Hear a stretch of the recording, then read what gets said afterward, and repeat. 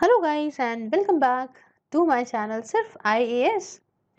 तो यहाँ पे हम अपनी Indian economy by Sanjiv Verma ji की सीरीज को कंटिन्यू करते हुए आज आपके लिए इसका चैप्टर नंबर 22 जिसका नाम एक्सपोर्ट लेड ग्रोथ स्ट्रैटेजी है उसका पार्ट 1 प्रेजेंट करने जा रहे हैं। तो आइए शुरू करने से पहले चैनल को सब्सक्राइब कर लीजिए, बेल आइकन को प्रेस करिए ताकि आपको रेगुलर अपडेट्स मिलती रहे।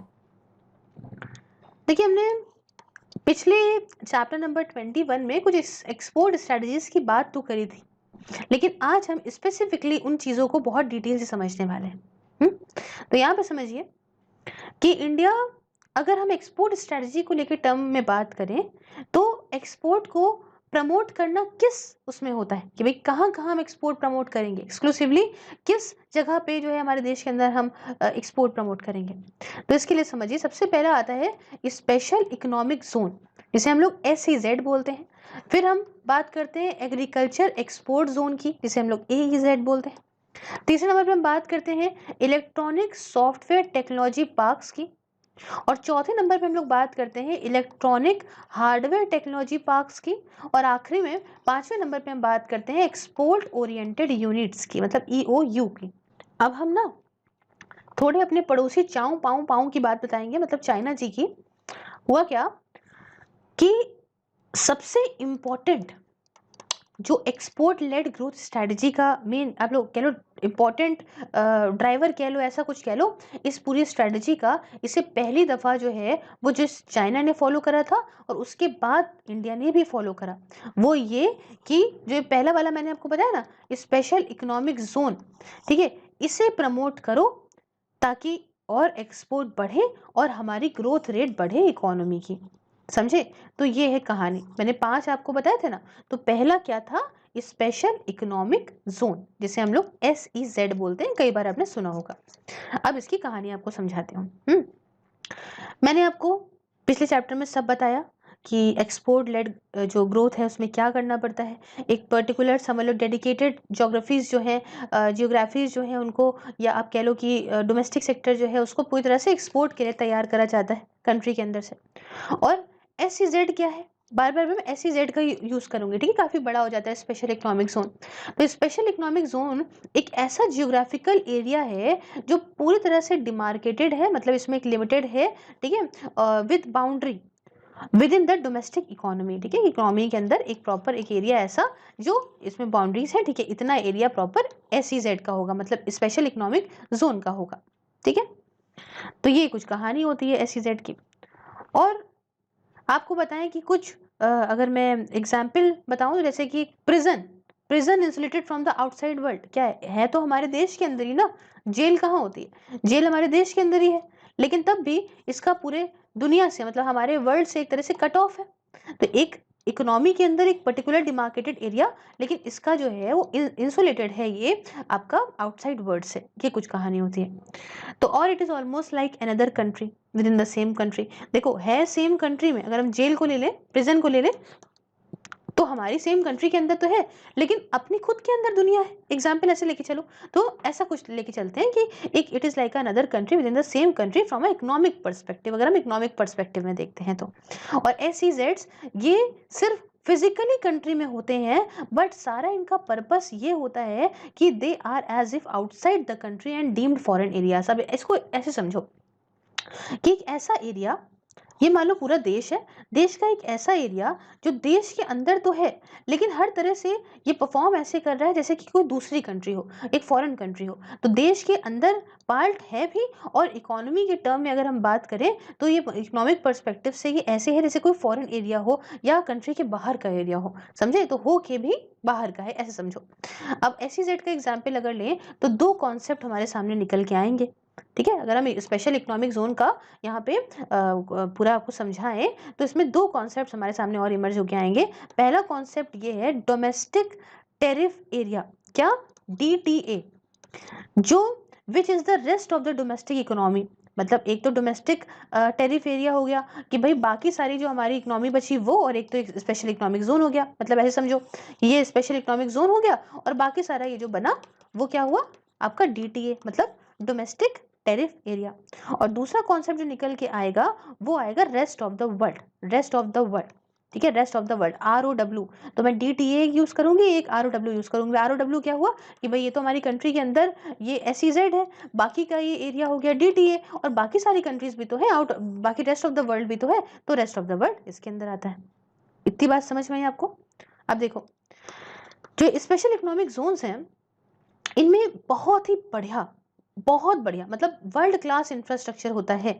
ये बात समझिएगा, वर्ल्ड क्लास इंफ्रास्ट्रक्चर होता है जहाँ पे गुड्स एंड सर्विस के जो प्रोवाइडर्स होते हैं वो यहाँ पे मैन्युफैक्चरिंग इसकी करते हैं, एक्सक्लूसिवली किस लिए करते हैं, एक्सपोर्ट करने के लिए, ताकि ऐसे गुड्स को सर्विसेज को एक्सपोर्ट करा जा सके। और कोई भी ड्यूटीज या कोई भी टैक्सेस नहीं पेएबल होते हैं इस स्पेशल इकोनॉमिक जोन में। जो भी गुड्स आते हैं इन जोन्स के अंदर या तो वो आपका DTA से आते हैं, DTA मैंने आपको बताया क्या होता है, भूलिएगा नहीं बिल्कुल भी, ठीक है, डोमेस्टिक टेरिफ एरिया से आते हैं जो कि मैंने आपको बताया क्या होता है, और या तो फिर रेस्ट ऑफ द वर्ल्ड मतलब ROW से आते हैं। तो जो भी गुड्स आपके आते हैं आपके इस स्पेशल इकोनॉमिक जोन के अंदर, चाहे वो DTA से आए चाहे वो ROW से आए, इनमें कोई भी ड्यूटी या टैक्स नहीं लगता, कोई भी इंपोर्ट ड्यूटी नहीं दी जाती अगर आप इंपोर्ट कर रहे हैं स्पेशल इकोनॉमिक जोन के अंदर। तो ये होती है कुछ इसकी कहानी। अब और आगे समझिए इसकी कहानी कि जो प्राइवेट और फॉरेन कंपनीज होती हैं वो यहाँ पे इंडस्ट्री वगैरह सेटअप कर सकती हैं और कोई भी यहाँ पे रिस्ट्रिक्शन नहीं है, सरकार कोई रिस्ट्रिक्शन नहीं लगा सकती है। बट हाँ कुछ एक नेगेटिव लिस्ट जरूर जारी होती है कि भैया कुछ ऐसा ना हो कि आप ये सब हरकत नहीं कर सकते, बाकी कोई रिस्ट्रिक्शन नहीं लगेगी। जो भी प्रोडक्ट्स इस स्पेशल इकोनॉमिक जोन के अंदर जो भी प्रोड्यूसर्स होते हैं वो यहाँ पे टैक्स हॉलिडे एंजॉय करते हैं 5 सालों के लिए ऑन प्रॉफिट्स अर्न। मतलब आज आपने सेटअप करा तो अगले 5 सालों के लिए आपको यहाँ पे जो भी आप प्रॉफिट पाएंगे उसमें आपको टैक्स हॉलिडे मिलेगा, और 50% टैक्सेस जो हैं वो दिए जाते हैं फॉर द नेक्स्ट 5 ईयर्स। उसके जो 5 साल होंगे अगले उसमें आप 50% टैक्स दीजिए, ताकि भाई लोग इनकरेज होते हैं ना इससे फिर इंडस्ट्री लगाने को, इसलिए दिया जाता है। लेबर लॉस भी बढ़िया फ्लेक्सिबल होते हैं, कॉन्ट्रैक्चुअल एम्प्लॉयमेंट होता है ना, ये मतलब बिल्कुल नहीं होता, लेकिन हाँ ये कह सकते हो कि कॉन्ट्रैक्चुअल एम्प्लॉयमेंट को परमिट किया जाता है। अब कॉन्ट्रैक्चुअल एम्प्लॉयमेंट समझा दूं पहले, यहाँ तो बताया नहीं है, आधे बच्चे कहेंगे ये क्या होता है मैम। देखिए ये ऐसा एम्प्लॉयमेंट है जिसमें मान लीजिए कि किसी से कॉन्ट्रैक्ट कर लिया कि इस पर्टिकुलर टाइम तक इस पर्टिकुलर काम को करने तक आप हमारे साथ काम करोगे, उसके बाद नहीं, तो ये होता है कॉन्ट्रैक्चुअल। एकदम ऊपर ऊपर से मैं आपको बता रही हूँ, ठीक है।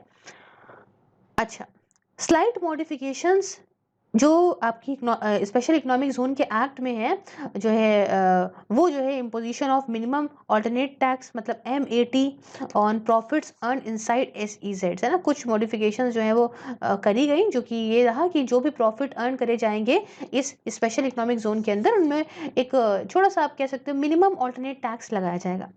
अब देखो बेस लॉजिक ये है, मतलब मेन उद्देश्य ये था कि हम यहाँ पे प्रोडक्शन करें बिना रोक टोक के, बिना किसी हिंड्रेंस के मतलब रुकावट के, या आप कह सकते हो किसी भी इंफ्रास्ट्रक्चर की दिक्कत ना आए, गवर्नमेंट की कोई जो है तरफ से रुकावट ना आए, या लेबर इश्यूज ना आए। और दूसरा उद्देश्य ये है कि हम यहाँ पे प्राइवेट सेक्टर को और जो है अट्रैक्ट करें, फॉरेन इन्वेस्टमेंट इन जगहों पे और आए, और सारा जो पूरा प्रोडक्शन स्ट्रक्चर होता है इकोनॉमी का वो सही से बिल्कुल बढ़िया तरीके से काम करे और इसी तरह से काम करे।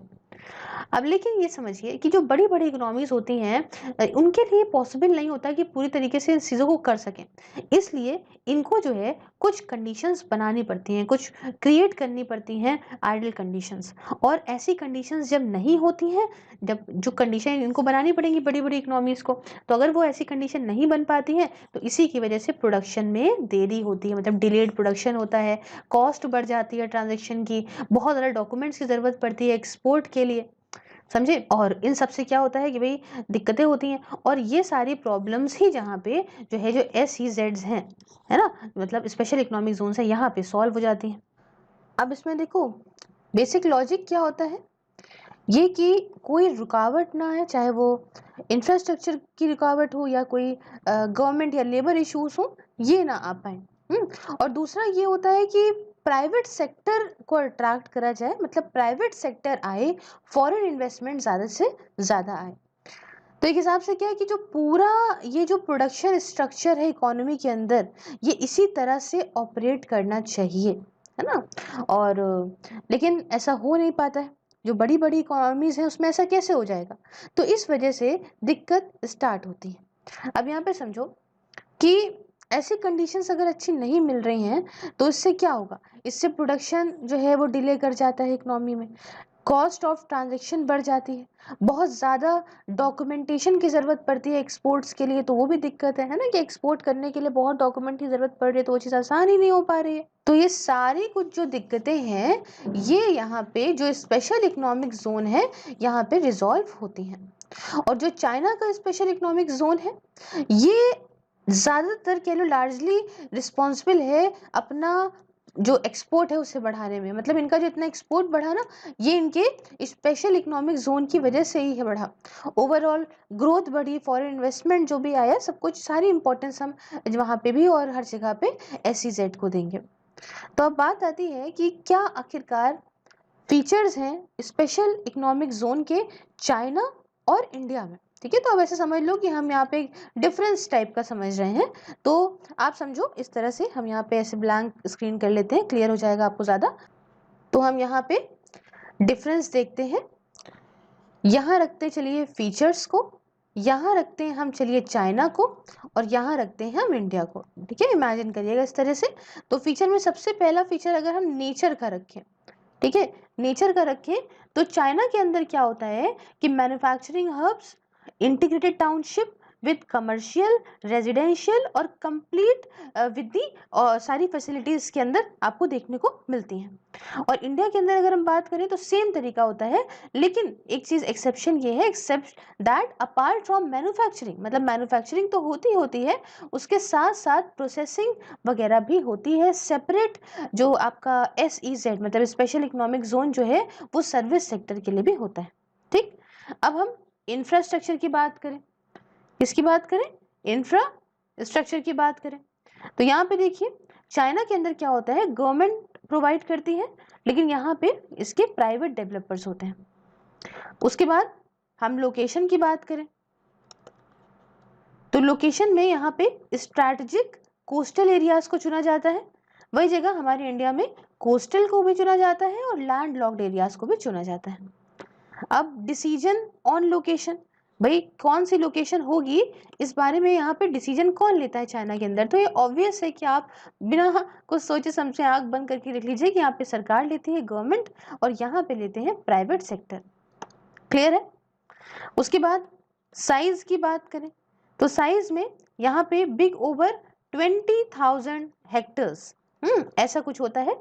और इंडिया के अंदर समझ लो छोटा ही होता होगा, तो स्मॉल मिनिमम ऑफ 500 हेक्टर्स हो फॉर मल्टी प्रोडक्ट्स। उसके बाद यहाँ पे नेक्स्ट देखिए अगर फीचर इसका, तो नंबर की अगर हम बात करें, तो नंबर में यहाँ पे 5, और ये सारे के सारे ऑपरेशनल होते हैं। और अगर हम यहाँ पे बात करें तो 423 हैं जो फॉर्मली अप्रूव्ड हैं अभी। ये ऑपरेशनल है और ये अप्रूव्ड है। उसके बाद टैक्स हॉलिडे की बात करें, जैसे मैंने आपको बताया टैक्स हॉलिडे मिल जाता है ना, तो टैक्स हॉलिडे यहाँ पे सेलेक्टिव चीज़ों पे है, सेलेक्टिव है। वही जगह यहाँ पे इंडिया के अंदर हमारे यहाँ सारे जितने भी स्पेशल इकोनॉमिक जोन के डेवलपर्स हैं, यूनिट्स हैं, सबको मिला हुआ है। उसके बाद नेक्स्ट फीचर ड्राइवर्स की अगर हम बात करें, ठीक है, ड्राइवर्स की बात करें तो यहाँ पे गवर्नमेंट ड्रिवन है और वेल थॉट आउट लोकेशंस, मतलब ये सरकार ही करेगी, आपको पता ही है चाइना है वो। और यहाँ पे प्राइवेट सेक्टर ड्रिवन होता है इंडिया के अंदर। उसके बाद गवर्नमेंट की बात करें तो गवर्नमेंट का रोल चाइना में कैसा होता है, आपको कैसा लगता है? एक्टिव होता है ना? बिल्कुल है, एक्टिव है, डायरेक्ट रोल निभा रही है। लेकिन अगर हम बात करें अपने इंडिया में तो पैसिव है, सिर्फ अप्रूवल मिलता है, बाकी सारा कुछ प्राइवेट सेक्टर देखता है। और आखिरी में अगर हम ओनरशिप की बात करें तो अभी तो चाइना का तो आप समझ ही गए होंगे क्या है, यहाँ पे गवर्नमेंट की ओनरशिप है। लेकिन यहाँ पे अगर हम बात करें आपका हमारे इंडिया की, तो यहाँ पे जो है वो प्राइवेट सेक्टर की ओनरशिप है। अच्छा, नीचे वो सिर्फ IAS वाली लाइन चल रही होगी, तो जितने में चल रही है उतने में समझ लीजिएगा कि मैंने आपको ओनरशिप बताया है और उसके ऊपर गवर्नमेंट बताया है। ठीक है, इतना समझ में आ गई पूरी कहानी इसकी। तो भाई बैक टू द टॉपिक आ जाते हैं। तो यहाँ पे आप ये समझ गए कि कुछ डिफरेंसेस हैं हमारे इंडिया में और चाइना के स्पेशल इकोनॉमिक जोन में। और चाइना ने बहुत समय लिया, समय लेती भी है आपका लोकेशंस को डिसाइड करने में, SEZ की सारा कुछ एस्पेक्ट देखा कि भाई कैसी स्ट्रैटेजी, लोकेशन कैसी है उसकी, और क्या इंपॉर्टेंट सेंटर से कैसे पहुंचेगी नहीं पहुंचेगी, ठीक है, सारा कुछ ध्यान में रख के इन्होंने लोकेशन चूज करी है। और सरकार जो वहाँ की है, गवर्नमेंट जो है, जैसे हमने जाना कि गवर्नमेंट जो है वहाँ पे मतलब गवर्नमेंट ड्रिवन है ये SEZs। इनका जो, अगर हम इंडिया की बात करें तो यहाँ पे प्राइवेट सेक्टर है। तो हमने पूरी बात इस तरीके से आपको समझा दी। अब ये टॉपिक यहाँ पे देखिए स्क्रीन के ऊपर, SEZ एंड EPZ। तो अब समझते हैं क्या है क्या है क्या नहीं है। देखिए जो सरकार है, ये स्पेशल इकोनॉमिक जोन से पहले एक कॉन्सेप्ट था, कॉन्सेप्ट का नाम था एक्सपोर्ट प्रोसेसिंग जोन, जिसे बोल रहे थे EPZ। और इसको हम लोग फ्री ट्रेड जोन भी कहते थे, समझ गए। तो ये पहले ये हुआ करते थे स्पेशल इकोनॉमिक जोन से पहले। तो इसमें क्या था थोड़ा समझते हैं। ये जो कांडला फ्री ट्रेड जोन था, KFTZ, ये 1965 की बात है।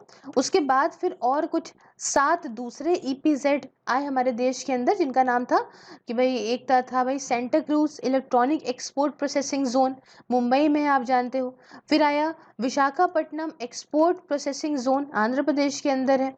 उसके बाद आया सूरत एक्सपोर्ट प्रोसेसिंग जोन, जो कि हम जानते हैं सूरत का है, गुजरात में, तो गुजरात में है ये। उसके बाद नोएडा एक्सपोर्ट प्रोसेसिंग जोन आया, जो कि हमारा उत्तर प्रदेश में है। फिर फाल्टा एक्सपोर्ट प्रोसेसिंग जोन आया वेस्ट बंगाल के अंदर। फिर चेन्नई एक्सपोर्ट प्रोसेसिंग जोन आया तमिलनाडु के अंदर। और कोचिन एक्सपोर्ट प्रोसेसिंग जोन आया केरला के अंदर। तो ये सारे के सारे बाद में आए थे। अब आप कहेंगे कि उसके बाद ये लाया क्यों गया SEZ। तो देखिए जो EPZ था, उसके साथ जो हमारा एक्सपीरियंस था वो बहुत अच्छा नहीं रहा एक्सपोर्ट की परफॉर्मेंस में। एक्सपोर्ट की परफॉर्मेंस के रेफरेंस में जब हमने देखा, तो इनके थ्रू जो एक्सपोर्ट हो रहा था वो परफॉर्मेंस हमें कुछ सही नहीं लगी, क्योंकि बहुत सारी दिक्कतें थी बीच में, बहुत सारी रुकावटें थी। ऐसा कुछ दिक्कतें इसके अंदर देखने को हमें मिल रही थी। और ज्यादातर जो इसके अंदर काम हो रहा था वो प्रोसेसिंग अपने नेचर में था, मतलब यहाँ पे प्रोसेसिंग नेचर का काम हो रहा था, समझे। मतलब ऐसा कुछ है कि ओवरऑल ये कह लो कि एक्सपोर्ट को थोड़ा सा बढ़ावा देने का काम था देश से। और इसमें कुछ लॉजिस्टिक इशू थे, इसमें सिर्फ सप्लीमेंट्री रोल था, ऐसा नहीं था कि पूरा प्रॉपर तरीके से एक्सपोर्ट करवा रहे हैं, सब कुछ इस पर रिलाय कर सकते हैं, ये प्रॉब्लम नहीं थी। कुछ लॉजिस्टिक इश्यूज भी थे, कुछ ऐसा कह लो कि हाँ बस तुम्हारे को अगर एक्सपोर्ट करना है तो उसमें थोड़ा सप्लीमेंट्री रोल इनका हो जाएगा, अदरवाइज बहुत कोई अच्छा रिजल्ट इससे नहीं मिल रहा था। और SEZ को ज्यादा अच्छा देखा गया इन कंपैरिजन टू EPZ। यहाँ पे कुछ डिफरेंसेस आपको समझाऊंगी, जिससे आपको चीजें आई होप समझ में आ जाएंगी। फिर से चलते हैं हम अपनी व्हाइट स्क्रीन की तरफ। तो फिर से यहाँ पे एक फीचर का समझ लीजिए, एक कॉलम बना हुआ है, एक कॉलम समझ लीजिए EPZ का बना हुआ है, और एक कॉलम समझ लीजिए SEZ का बना हुआ है। ठीक, तो अब समझते हैं धीमे धीमे क्या है क्या नहीं है। देखो भाई, सबसे पहला फीचर जो हम रोल की बात करेंगे, रोल की बात करेंगे तो EPZ में सप्लीमेंट्री था इन इंक्रीजिंग एक्सपोर्ट, जैसे कि मैंने आपको बताया। और SEZ में क्या था कि प्राइमरी और डोमिनेंट रोल था, मतलब एक्सपोर्ट को बढ़ाना है, उसके साथ पूरे वर्ल्ड ट्रेड में एक्सपोर्ट का शेयर भी हमको बढ़ाना है अपने देश से। तो ये भाई चीज थी। दूसरा, अगर हम बात करें नेचर की, ठीक है, नेचर की बात करें तो सिर्फ एक्सपोर्ट ओरिएंटेड एक्टिविटीज के अंदर होती थी, मतलब ऐसी एक्टिविटीज जो सिर्फ और सिर्फ एक्सपोर्ट ओरिएंटेड होती हो। लेकिन अगर हम SEZ की बात करें तो यहाँ पे सब कुछ इंटीग्रेटेड टाउनशिप, सारी की सारी फैसिलिटीज इसके अंदर देखने को मिलती हैं। फिर तीसरे नंबर पे बात करें अगर हम एरिया नॉर्म्स की, किसकी, एरिया नॉर्म्स की, तो ये कुछ स्पेसिफाइड नहीं था, मतलब बात करें तो ये नॉन स्पेसिफाइड था, ठीक है। और अगर हम यहाँ SEZ में बात करें तो मिनिमम यहाँ पे कम से कम था कि भाई कम से कम तो 500 हेक्टेयर होना चाहिए अगर मल्टी प्रोडक्ट है, और 100 हेक्टेयर होना चाहिए अगर आपका सिंगल प्रोडक्ट है। तो एरिया का होना भी जरूरी होता है कि कोई जरा सी एरिया में ना कर ले। चौथा, बात करें इंफ्रास्ट्रक्चर की, तो यहाँ पे EPZ में गवर्नमेंट प्रोवाइडेड था, लेकिन SEZ में हमने पीछे भी पढ़ा कि ये प्राइवेट डेवलपर्स होते हैं इसके अंदर। पांचवें नंबर पे रेंज ऑफ एक्टिविटीज, क्या क्या काम होता था यहाँ पे, ठीक है। तो रेंज ऑफ एक्टिविटीज की बात करें तो यहाँ EPZ के अंदर प्राइमरली ये प्रोसेसिंग और कुछ मैन्युफैक्चरिंग भी थी। लेकिन अगर हम बात करें SEZ के अंदर तो मैन्युफैक्चरिंग, IT, स्पेसिफिक सेक्टर, मतलब समझ रहे, सेक्टर स्पेसिफिक। तो यहाँ पे ये सारी चीजें देखने को मिलती, तो ये बढ़िया था। उसके बाद छठे नंबर पे आपको बताऊं फीचर, वैल्यू एडिशन नॉर्म्स का। किसका? वैल्यू एडिशन नॉर्म्स का। तो जी हाँ, यहाँ पे होते थे, लेकिन यहाँ पे ऐसे कोई नॉर्म्स नहीं थे। सातवें नंबर पे बताऊं तो फॉरेन इन्वेस्टमेंट की बात करें तो यहाँ पे ईपीजेड के अंदर कोई फॉरेन इन्वेस्टमेंट परमिटेड नहीं था, लेकिन एसईजेड के अंदर मैंने आपको बताया कि जी हाँ बिल्कुल परमिटेड था। आठवें नंबर पे बताऊं, सेल टू डीटीए। देखो भाई, सेल टू डीटीए, इसमें था जो भी एक स्पेसिफाइड परसेंटेज जो कि प्रोडक्शन का है वो करना होता था, लेकिन यहाँ पे अगर हम एसईजेड में बात करें तो सिर्फ फॉरेन एक्सचेंज के अगेंस्ट यहाँ पे चीजें हो रही थी। और आखिरी में फीचर बताऊं डोमेस्टिक बैंक्स का, तो यहाँ पे ऐसा कुछ नहीं, नो, लेकिन यहाँ पे देखें तो यस, यहाँ पे ये ऑपरेट करता एज ऑफ शोर बैंकिंग यूनिट के तौर पे भी, और जो सेम स्टेटस मिलता अगर ये मान लीजिए कंट्री के बाहर भी ऑपरेट कर रहा हो तब भी। तो ये कुछ कहानी हमने दोनों डिफरेंसेस को यहाँ पे जान लिया। अब जो SEZ है मतलब स्पेशल इकोनॉमिक जोन, ये ज्यादा आप देख रहे हो ब्रॉड ज्यादा है, ज्यादा इनका रोल है एक्सपोर्ट को इंक्रीज करने में और प्राइवेट और फॉरेन इन्वेस्टमेंट को भी बढ़ाने में in comparison to EPZ। I hope आपको इतनी बात समझ में आई होगी। अब आप पूछोगे कि मैम ये स्पेशल इकोनॉमिक जोन का स्टेटस हमारे देश इंडिया के अंदर कैसा है, किस तरह का है, क्या हालात है? तो देखो भाई, अगर हम देखें तो सबसे स्टार्टिंग से आपको बताएं, as a first step all EPZs are now being designated at SEZ। सबसे पहले क्या करा गया भाई कि जितने भी ये पहले EPZ हुआ करते थे इन सबको अब SEZ बना दिया गया। उसके साथ SEZ का प्रमोशन इंडिया के अंदर कैसे? SEZ एक्ट 2005 को लाके, कौन सा एक्ट? SEZ एक्ट 2005 को लाके इस स्पेशल इकोनॉमिक जोन का प्रमोशन भी करने लगे। सरकार ने अप्रूव भी करा है, मैंने पीछे आपको बताया 423 SEZs को।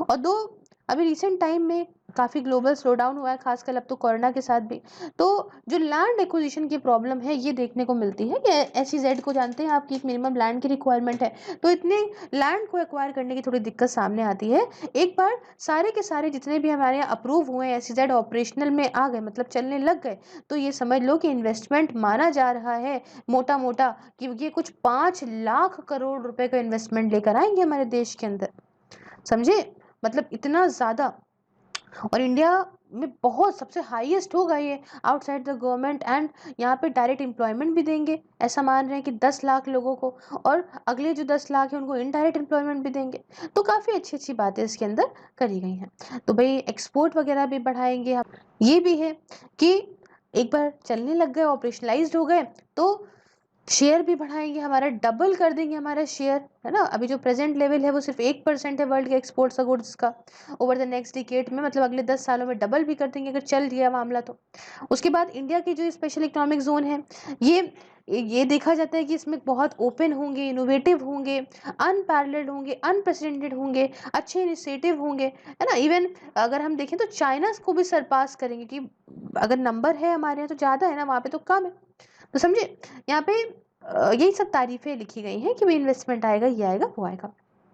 तो देखिए हर चीज की तारीफ नहीं होती, मानते हैं कि नहीं मानते हैं? हर चीज की तारीफ नहीं होती, कुछ दिक्कतें भी होती हैं। और आइए ले चलती हूँ आपको दिक्कतों की तरफ कि ऑपोजिशन क्या है SEZs का। ठीक है, स्पेशल इकोनॉमिक जोन्स के ऑपोजिशन में अगर हम बात करें तो जो लोग कहते हैं कि भाई ये नहीं है, सही मॉडल नहीं है, कंट्रोवर्सी से जो चीजें घिरी हुई हैं उनके बारे में आपको समझाना चाहती हूँ कि क्या दिक्कत है। सबसे पहली दिक्कत तो फर्स्ट और फोरमोस्ट, मतलब सबसे पहली दिक्कत ये है कि ये रेवेन्यू लॉस होगा सरकार को। मतलब सरकार को यहाँ पे रेवेन्यू जो पैसा मिलता है उसमें लॉस होगा, क्योंकि अलग अलग टैक्स के एग्जामिशंस दिए गए हैं, और ये करीब मान के चलो 1 लाख करोड़ रुपए का ये मामला हो जाएगा। तो ये बात आप समझे, तो ये बात तो बिल्कुल सही है। बट उसके अलावा मैंने आपको पहले बताया ना कि भाई टैक्स एग्जामिशन देती है सरकार इसके अंदर। बट अगर हम यहाँ पे बात करें इसके विपरीत, अगर इसका काउंटर आंसर दें तो टैक्स एग्जामिशन जो है वो आप देख सकते हो लार्जर कॉन्टेक्स्ट में ओवरऑल गेन्स के लाइकली टू अक्रू। मतलब अगर हम कंपेयर करें कि फायदा कितना हो रहा है, अगर हम कंपेयर करें कि हाँ घाटा तो इतना हो रहा है लेकिन बदले में फायदा कितना हो रहा है, तो उसके सामने ये घाटा कुछ भी नहीं है। है ना, कि एक्सपोर्ट बढ़ रहा है, इन्वेस्टमेंट बढ़ रहा है, एम्प्लॉयमेंट जनरेट हो रहा है। टैक्स एग्जेम्पशन जो है वो हम मानते हैं कि दिक्कत है, लेकिन ये हमेशा के लिए नहीं होगा। सिर्फ 5 सालों तक के लिए तो एग्जेम्पशन दे रहे हैं। हमने पीछे आपको क्या बताया था कि SEZ में होता क्या है कि 5 सालों तक का एग्जेम्पशन देते हैं, है ना। उसके बाद में मैंने बताया था अगले 5 साल तक क्या करते हैं। तो यहाँ पे मैट को भी रिसेंटली जो है अप्रूव करा गया है। अभी मैंने आपको पीछे बताया था जब हम SEZ आपको पढ़ा रहे थे तो कि ये सब क्या होता है क्या नहीं होता है। तो इसके काउंटर आंसर में दिया गया है कि जो लोग कहते हैं कि टैक्स का सरकार को घाटा होगा, उनको बताया गया है कि किस तरीके से घाटा होगा। तो भाई फायदा भी उससे बहुत ज्यादा होगा, और घाटा भी कब तक होगा, ठीक है, 5 सालों तक। दूसरा अपोजिशन जो लोग करते हैं वो कहते हैं ट्रांसपेरेंसी नहीं है लैंड एक्विजिशन में। मतलब कि जब लैंड को एक्वायर किया जाता है तो उसमें पारदर्शिता नहीं है, कैसे क्या कर रहे हो क्या नहीं कर रहे हो। रियल एस्टेट डेवलपर्स एक्सप्लॉइट करते हैं लोगों को, और रीसेटलमेंट का इशू है। जैसे मान लो इस एरिया को इन्होंने अक्वायर कर लिया, अब यहाँ पे जो लोग रहते हैं उनको कहीं और तो आपको सेटल करना पड़ेगा ना, तो इसका दिक्कत है। रिहैबिलिटेशन का दिक्कत है, जिन लोग को भाई घर चाहिए उनको और चीज़ चाहिए, तो इसकी दिक्कत है। और ये जेन्युइन बात भी है। बट रिसेंटली इसके लिए भी बताया जा रहा है कि लैंड बिल्कुल जो है पास करा गया है, और माना जा रहा है कि जो लैंड बिल है ये इन दिक्कतों को सॉल्व कर देगा। तीसरी दिक्कत ऑपोजिशन ये है कि यहाँ पे जो है एरेबल और फर्टाइल लैंड जो है इसको अगर स्पेशल इकोनॉमिक जोन के लिए एक्वायर कर लिया गया तो इससे प्रोडक्शन जो है अफेक्ट कर जाएगा, और हमारी फूड सिक्योरिटी को खतरा है। हाँ, और मैं आपको समझाती हूँ कि मान लीजिए कि ऐसी लैंड को स्पेशल इकोनॉमिक जोन के लिए एक्वायर कर लिया गया जहाँ पे बढ़िया कल्टीवेशन हो सकता था, सॉइल बहुत बढ़िया था, तो इससे क्या दिक्कत आएगी भाई, यहाँ पे प्रोडक्शन नहीं हो पाएगा, यहाँ पे कैसे अनाज उगेगा, और फूड सिक्योरिटी को खतरा हो जाएगा। तो इसके लिए आगे समझिए कि this is not brought out by facts. जितने भी SEZs हैं एक बार ऑपरेशनल हो गए तो ये सिर्फ और सिर्फ 0.015% लैंड की एरिया का लेंगे, और सिर्फ 0.1% जो है वो अरेबियल लैंड का होगा हमारे देश की इसके अंदर, तो बहुत ज़्यादा कम हो गया, ठीक है। तो ऐसा कुछ ये दिक्कत नहीं आनी चाहिए कि हम एग्रीकल्चर से फूड सिक्योरिटी से कोई खतरा आ जाएगा, समझे। तो इसके लिए आंसर दिया जाता है। चौथा ऑपोजिशन ये दिक्कत कही जा रही है कि प्राइवेट डेवलपर्स जो है वो स्पेशल इकोनॉमिक जोन को रियल एस्टेट प्रोजेक्ट की तरह देखने लग रहेंगे। मतलब इसको इंफ्रास्ट्रक्चर प्रोजेक्ट की तरह देखने की बजाय इसको रियल एस्टेट प्रोजेक्ट की तरह देखने लग जाएंगे, तो अपने फायदे के चक्कर में लोगों को ना एक्सप्लॉइट कर दें। लेकिन यहाँ पे सरकार ये कहती है भाई देखो स्ट्रिक्ट जो है एरिया नॉर्म्स होंगे, कंपाइलेशन शेड्यूल्स होंगे, तो ये दिक्कत हो सकता है सॉल्व हो जाए। पांचवा ऑपोजिशन जो करते हैं वो कहते हैं कि units would get relocated from DTA into SEZs to take benefit of various tax exemptions. ठीक है, ऐसा कहा जा रहा है कि जो यूनिट्स होंगी, है ना, मैंने आपको DTA वगैरह का फुल फॉर्म बताया है ना, तो जो आपकी यूनिट्स होंगी वो DTA से रीलोकेट करके जो स्पेशल इकोनॉमिक जोन्स में डाली जाएंगी, ताकि बेनिफिट्स लिया जाए अलग अलग टैक्स के एग्जेम्पशन का। मतलब समझो कि SEZ के अंदर टैक्स एग्जेम्पशंस है, तो लोग क्या करेंगे कि जो DTA है ना डोमेस्टिक वाला, वो यहाँ शिफ्ट करना शुरू कर देंगे ताकि टैक्स से बचा जा सके। हो सकता है भाई ऐसा करना शुरू कर दें। लेकिन यहाँ पे भी ऑब्जेक्टिव जो स्पेशल इकोनॉमिक जोन का है वो एक्सपोर्ट को प्रमोट करना है, और सिर्फ वही यूनिट्स ही आ सकती हैं जो एक्सपोर्ट मार्केट को कवर कर सकें, और ऐसा नहीं आ सकती कि DTA अपनी मर्जी से आ जाएंगे। तो इसके काउंटर आंसर में ये बात कही जाती है। छठा ऑपोजिशन जो लोग अराइज करते हैं वो कहते हैं कि ये स्पेशल इकोनॉमिक जोन जो है ये आइलैंड्स ऑफ प्रॉस्पेरिटी बन जाएंगे, ओशंस ऑफ ग्रोव्स बन जाएंगे। समझे कि मतलब यहाँ पे इम्बैलेंस हो जाएगा, इंट्रा रीजनल इम्बैलेंस हो जाएगा कि एक जगह जहाँ ये है वहाँ तो बड़ा डेवलपमेंट, जहाँ नहीं है वहाँ पे दिक्कत। तो लिखिए यहाँ पे कहना का मतलब ये है, इसके आंसर में कहा है कि जो SEZs हैं ये माना जा रहा है कि ये कौन बना रहा है, ये प्राइवेट रिसोर्सेज से बन रहे हैं, सेल्फ कंटेन्ड है, सारी पब्लिक यूटिलिटीज इससे अलग है फ्रॉम DTA। और इन्वेस्टमेंट जो है जो करा जाएगा स्पेशल इकोनॉमिक जोन में वो जो है डेफिनेटली इसका मल्टीप्लायर इफेक्ट होगा जो हर जगह मदद करेगा। मतलब जितना भी एरिया है अराउंड SEZs उस सारे एरिया को फायदा मिलेगा। तो ये बात भी कहने के लिए नहीं है, ठीक है, तो इसका भी उन्होंने आंसर दे दिया। फिर सातवां ऑपोजिशन ये कहा गया, सेवेंथ वाला, कि इनमें हैवी इन्वेस्टमेंट प्राइवेट डेवलपर्स अगर कर रहे हैं तो इससे क्या होगा कि भैया प्राइवेट इन्वेस्टमेंट ही यहाँ भर जाएगा मैन्युफैक्चरिंग सेक्टर में, और इससे ग्रोथ बहुत कम हो जाएगी। ठीक है, क्राउडेड हो जाएगा प्राइवेट इन्वेस्टमेंट यहाँ पे, तो भाई बाहर कैसे क्या होगा, ग्रोथ कम हो जाएगी। तो ये कहा जाता है कि भाई देखो ये तो फैक्ट्स के बेसिस पे जो है वो है नहीं ये बात भी। उसके बाद आठवां जो ऑपोजिशन करा वो ये करा कि रिसोर्सेज जो कि अवेलेबल होंगे विद इन डीटीए, ये कहा जा रहा है कि भैया इसे डीटीए से डाइवर्ट कर दिया जाएगा स्पेशल इकोनॉमिक जोन में। तो इससे क्या हो रहा है कि डीटीए का इन्वेस्टमेंट जो है वो उस पर असर पड़ रहा है, इम्पैक्ट हो रहा है वहां का इन्वेस्टमेंट। तो इसके काउंटर आंसर में कहा गया कि जितने भी ये एसईजेड्स हैं, स्पेशल इकोनॉमिक जोन है, वो एक साथ अगर आए तो एक बहुत ही छोटा पार्ट बनाते हैं डीटीए का। ठीक है, तो मतलब बहुत ही लिमिटेड इम्पैक्ट पड़ेगा डोमेस्टिक रिसोर्सेस पे हमारे। हालांकि जो स्पेशल इकोनॉमिक जोन है वो यहाँ पे लोकल एम्प्लॉयमेंट भी देंगे, मार्केट भी देंगे लोकल गुड्स को, तो ये आपके दिक्कत सॉल्व हो जाएगी। उसके बाद नाइन्थ कंसर्न ये कहा गया कि इवन कंट्री चाइना जैसी जो है ना, इस जो लेकर आई कॉन्सेप्ट एसईजेड का, इसके यहाँ सिर्फ और सिर्फ 5 ही एसईजेड है, जैसे कि मैंने आपको पहले बताया। और इंडिया के अगर हम बताएं तो इंडिया में तो भैया यहाँ पे 500 से ज्यादा बात कर ली, वहाँ 5, यहाँ 500 से ज्यादा। तो भाई सरकार जो है इसको क्रिटिसाइज करा गया कि भाई इतनी मात्रा में क्या लाना, है ना। तो भाई यहाँ समझिए कि सर एक कॉशन से एक अप्रोच जो करी जाएगी अप्रूव करने में इन स्पेशल इकोनॉमिक जोन को, वो ऐसे ही नहीं कर दी जाएगी आंख बंद करके। इसको बहुत ही सोच समझ के करी जाएगी।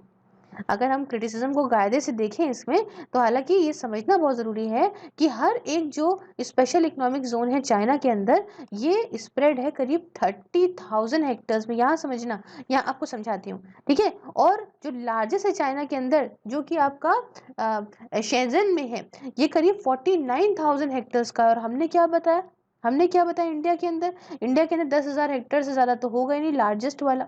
बहुत सारे जो हैं वो 1,000 से 2,000 हेक्टेयर्स के भी हैं। और इंडिया की टोपोग्राफी ऐसी नहीं है कि खूब बड़े बड़े हम स्पेशल इकोनॉमिक जोन कर दें बिना मतलब, यहाँ पे हमारे पास इतना इस तरह का लैंड नहीं है। ऑलरेडी हमारे फॉरेस्ट कवर इतना दिक्कत में है, इतने एंडेंजर्ड, हम कैसे फॉरेस्ट को काट काट के इतना सारा एरिया निकाल लें, ऐसा हम नहीं कर सकते। तो वही वाली बात है कि एक बार में अगर मान लो किसी ने कहा कि अरे उसने तो सिर्फ 5 लोगों को सामान बेचा और तुम 500 लोगों को बेच रहे हो, तो तुम अपना टाइम वेस्ट कर रहे हो। लेकिन यहाँ पे इस बंदे ने बताया कि इसने 5 लोग को सामान बेचा, तो 1,000 किलो एक बंदे को इसने बेचा, और 5 को बेच दिया 5,000 किलो। लेकिन वही जगह मैं 500 का बेच रहा हूँ तो एक बंदे को सिर्फ मैं 10 ही किलो बेच रहा हूँ ना। तो यहाँ पे ये डिफरेंस आ रहा है चाइना और इंडिया के अंदर, समझे। तो ये कुछ कहानी है कि भाई चाइना में इतने बड़े बड़े हैं, ये तो उन्होंने कम लगाए, अब हम छोटे छोटे लगाएंगे तो हम ज्यादा लगाएंगे, और हम इतना बड़ा लगा नहीं सकते क्यों, क्योंकि हमारे पास इतनी लैंड नहीं है। लैंड है भी तो हम उसको बर्बाद क्यों करें इस तरीके से, जहाँ पे जरूरत है वहीं पे लगाएं। तो ऐसा हमारा सोचना है। और अदर फैक्ट ये है कि इतना पॉजिटिव रिस्पांस रहा है प्राइवेट सेक्टर की तरफ से, कॉन्फिडेंस भी है इसकी एसईजेड की सक्सेस का इंडिया के अंदर, तो सरकार चाहेगी नहीं कि हम यहाँ पे प्राइवेट सेक्टर को ऐसे करें या डंपिंग कर दें, ऐसा कुछ करें। तो भाई ऐसी कुछ कहानी है इसके अंदर, जो ऑपोजिशन भी और इसके विपरीत जो है काउंटर आंसर भी दिए गए। अब मूविंग फॉरवर्ड इन एसईजेड्स, थोड़ा ये समझते हैं। देखिए ज़्यादातर इश्यूज जो स्पेशल इकोनॉमिक जोन के आसपास है, अब इनको ख़त्म रिजॉल्व कर दिया गया है। सरकार का काम पूरी तरह से चल रहा है कि हम प्रोजेक्ट्स को कंप्लीट जल्द से जल्द करेंगे। अब मैंने आपको बताया कि अप्रूवल की नोटिफिकेशन ऑलरेडी निकाल दी गई है, और ऐसा कुछ भी है कि भाई ये भी ध्यान रखा जाएगा कि जो डेवलपर्स हैं वो उस एरिया नॉर्म्स को वायलेट ना करें, जो नॉर्म्स है उस हिसाब से काम करें, अपने मतलब के चक्कर में दिक्कतें ना जो है क्रिएट करें।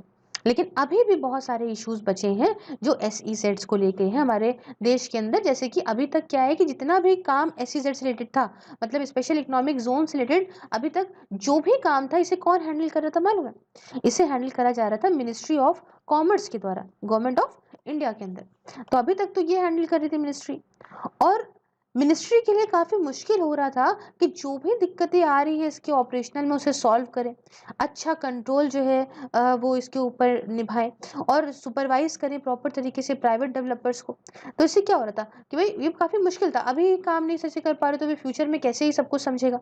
तो यहाँ पे ज़रूरत क्या थी कि भाई एक इंडिपेंडेंट बॉडी होनी चाहिए गवर्नमेंट की, एक गवर्नमेंट की इंडिपेंडेंट बॉडी हो जिसका काम यही हो कि स्पेशल इकोनॉमिक जोन की ग्रोथ को इंडिया में कैसे क्या करना है उसी को पूरी तरह से डेडिकेटेड हो। जैसे कि हमारे देश में IRDA है ना, आपका इंश्योरेंस को लेके, सेबी है हमारा, ठीक है, उसके बाद कुछ दूसरे रेगुलेटर्स हैं जो प्रॉपर एक ही चीज़ को डेडिकेटेड है।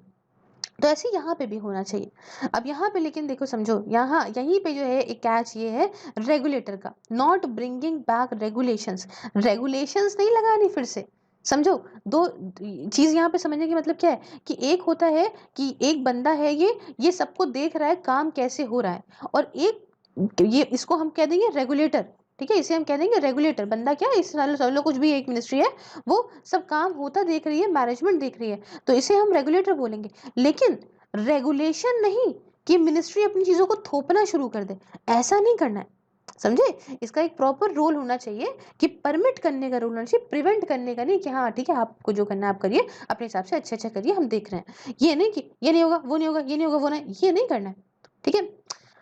अब जो सेंट्रल गवर्नमेंट ने अप्रूवल दिए उसके हिसाब से जो स्पेशल इकोनॉमिक जोन है ये आपका साउथ की जो स्टेट है वहाँ पे होंगी, वहाँ पे करीब 44% SEZ वहाँ देखने को मिलेंगे। वेस्टर्न इंडिया में बात करें तो 29% आपको देखने को मिलेंगे। वही जगह मोस्टली जो है एरिया IT और एलिड एरियाज लिए जाएंगे। तो इससे यहाँ पे इम्प्लीकेशंस आएंगी इंटर और इंट्रा रीजनल इम्बैलेंस में, क्योंकि ऐसे हमने बात करी ना कि साउथ वाला एरिया ले लिया हमने, हमने वेस्टर्न इंडिया का जो है एरिया ले लिया, तो भाई बाकी का जो इतना एरिया बच रहा है उसमें तो भाई रीजनल इम्बैलेंस हो जाएगा। यहाँ पे बहुत बढ़िया, यहाँ पे जो है और जगह पे दिक्कत तो ये है। और करीब 66% जो अप्रूवल दिए गए हैं वो ITs के लिए हैं, IT के लिए है, बायोटेक्नोलॉजी के लिए, दूसरे सर्विसेज के लिए हैं, और वो मैन्युफैक्चरिंग हब्स के लिए नहीं है जैसा कि चाइना में है। उसके बाद ये दिक्कत है कि बहुत सारे ऐसे जो स्पेशल इकोनॉमिक जोन्स हैं ये लैंड लॉक्ड एरियाज में है हमारे देश के अंदर। ये जो अप्रूवल है जैसे कि उत्तर प्रदेश में, पंजाब में, हरियाणा में, तो भैया इनका सी से कनेक्शन तो है नहीं। तो जब सी से कनेक्शन ही नहीं है ऐसे एरियाज का, तो किस तरीके से ये एक्सपोर्ट प्रॉपर कर पाएंगे। फिर ये दिक्कत है कि यहाँ पे ज़रूरत ये भी है कि इंफ्रास्ट्रक्चर को बढ़िया करा जाए इस स्पेशल इकोनॉमिक जोन के आसपास, प्रॉपर रोड्स बनी हो, समझे, और इतनी रोड्स हो कि ट्रैफिक जो भी निकले वो प्रॉपर तरीके से मैनेज हो जाए, भीड़ इकट्ठा ना हो। इसी तरह से पोर्ट और एयरपोर्ट की भी ज़रूरत है कि इनको भी अपग्रेड करने की ज़रूरत है ना। और ये जो स्पेशल इकोनॉमिक जोन के डेवलपर्स हैं उनके अंडर जो ये है ये नहीं आता है, और इसको भी अपग्रेड करने की बहुत ज़्यादा ज़रूरत है। चाइना ने देखिए बहुत बड़े बड़े वेयर हाउस फैसिलिटी बना दी पोर्ट के पास में अपने, एयरपोर्ट के पास में अपने, जहाँ सामान रख लिया जाएगा। वेयर हाउसेज जानते हैं ना क्या होते हैं, इंडिया को भी ऐसा वेयर हाउस बनाने की ज़रूरत है जहाँ अच्छी खासी कैपेसिटी हो, प्रॉपर पोर्ट और एयरपोर्ट के आसपास ये चीज़ें बनी हो ताकि जो है सामान इसके अंदर स्टोर करे तो दिक्कत ना आए, ठीक।